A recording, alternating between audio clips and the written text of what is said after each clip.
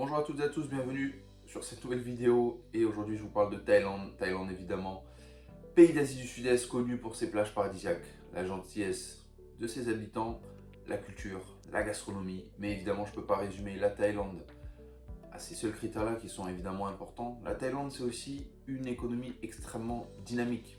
Deuxième puissance économique d'ASEAN qui est ce regroupement d'Asie du Sud-Est, de 10 pays sud-est asiatiques qui est un marché de 600 millions d'habitants, avec une économie donc, qui est dynamique. On est sur des taux de croissance du PIB entre 3,5 et 4% pour 2023 en termes de prévision. Donc c'est des chiffres évidemment qui sont tout à fait cohérents et qui laissent rêveur vu de chez nous en Europe notamment. Mais c'est aussi une économie, au-delà de son dynamisme, qui est très diversifiée. Il y a évidemment le tourisme qui représente environ 20% de la richesse intérieure, si vous voulez, produite par la Thaïlande. C'est ce qu'il faut retenir.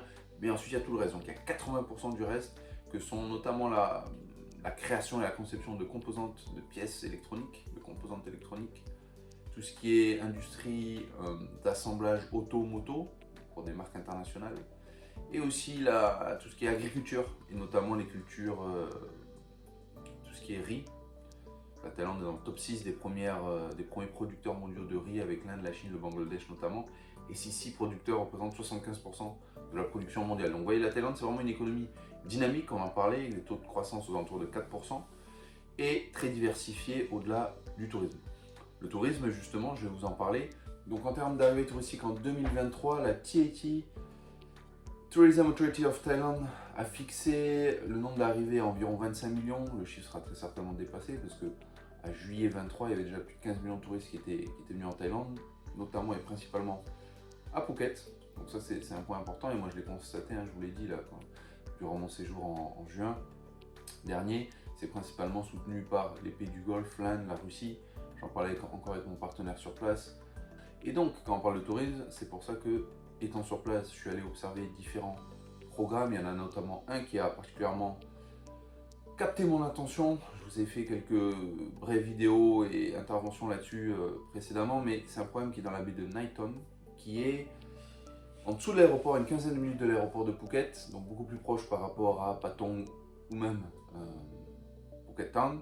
Ça c'est un gros point, parce que des fois avec les embouteillages, aéroport de Phuket, Patong, c'est une bonne heure de route, ça peut être plus. Donc ça c'est un point qui est important. On est à côté de l'aéroport, évidemment la question qu'on se pose tout de suite, en termes de nuisance, j'ai été sur place 2 bonnes heures pour sûr, entre la visite du programme et de l'environnement. J'ai vu des avions, j'ai pas entendu d'avions. Donc ça c'est un point très important. Et le programme se situe à quelques mètres de la plage de Nai Ton, donc vous avez en fait une petite route et vous avez accès à la plage directement. Ça c'est super appréciable. Et l'environnement direct, je dirais, est très préservé. C'est surtout de la nature en fait. Il y a un établissement de luxe à côté, 5 étoiles, qui est un des plus beaux établissements de Phuket. Et ensuite, vous avez une réserve naturelle, donc juste à côté du programme. Et puis ensuite, c'est globalement et principalement des petites échoppes, des petits restaurants qui font tout leur charme dans la zone, et de la nature. C'est vraiment de la nature, c'est entièrement préservé. Et l'idée en plus, c'est ce qui m'a bien plu, mais ensuite c'est la notion de qualité de construction et du projet global. Donc on est avec un promoteur qui a plus de 30 ans d'expérience en Thaïlande, qui a réalisé un certain nombre de programmes, notamment à la capitale, et notamment des centres commerciaux d'envergure. Voilà, donc ça c'est des choses qui m'ont rasséréné de prime abord. Et ensuite, quand j'ai pu visiter les différents appartements, on est sur un complexe qui est composé de commerces, d'appartements et de villas. Donc commerce et appartements, là il y a une première phase qui va être qui est livrée et qui va recevoir ses premiers clients à partir de novembre prochain, là, dans les prochaines semaines. Et ensuite il y aura une phase 2 d'appartements avec quelques commerces supplémentaires courant d'année prochaine, fin d'année prochaine je pense, fin d'année 2024, début d'année 2025. Et il y aura une troisième phase avec des villas. Là on est plutôt sur un horizon 2027 qui seront livrés. Voilà, donc il y aura même des villas à terme. Et l'idée ensuite par le promoteur, c'est de faire toute une zone avec des centres de soins, des commerces, une vraie zone d'activité qui restera je dirais, intégrée au contexte. On n'est encore une fois pas à Patong et le dynamisme de Patong. Et ensuite, voilà, le promoteur en lui-même, 30 ans d'expérience, promoteur thaï, qui a déjà réalisé un certain nombre de programmes en Thaïlande, et des programmes nettement plus importants que celui dont je vous parle là.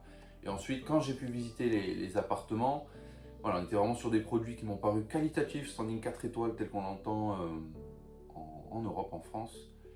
Meublés équipés, c'est des appartements qui vont du studio jusqu'aux 2 chambres, modulables à l'intérieur, surtout sur les 2 chambres. On peut moduler la manière dont on aménage son espace intérieur avec du mobilier de bon standing.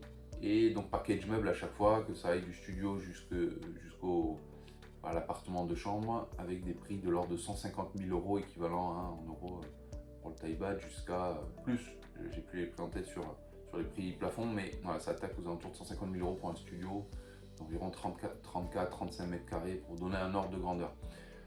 Voilà, donc ça c'était un programme qui moi m'a bien plu quand j'étais sur place, pour lequel je tenais à vous faire un petit focus, reparler un petit peu de Thaïlande. Il y a cette possibilité en plus pour les personnes qui souhaitent passer plusieurs mois dans l'année, plusieurs semaines, mais j'irai plusieurs mois dans l'année, de résider sur place et d'avoir une gestion hôtelière, un entretien de votre appartement, même quand vous êtes sur place. Donc ça c'est intéressant pour les gens qui se projettent à passer quelques mois dans l'année. Il y a également des possibilités d'investir, pour ceux qui sont davantage dans une recherche de rendement locatif. Ça c'est des choses qu'il faut regarder. Si vous êtes intéressé, n'hésitez pas à me solliciter si vous voulez des informations complémentaires sur le programme et mon avis globalement sur le marché de l'immobilier à Phuket.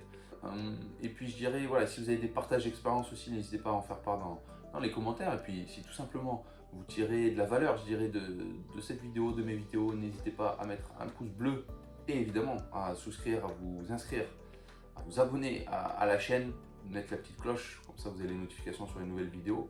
Mais bon, voilà, encore une fois, merci à vous de suivre les vidéos. N'hésitez pas à commenter, à me faire part de vos questions et de vos expériences de l'immobilier à l'international. Et je vous dis très bonne journée et à très bientôt.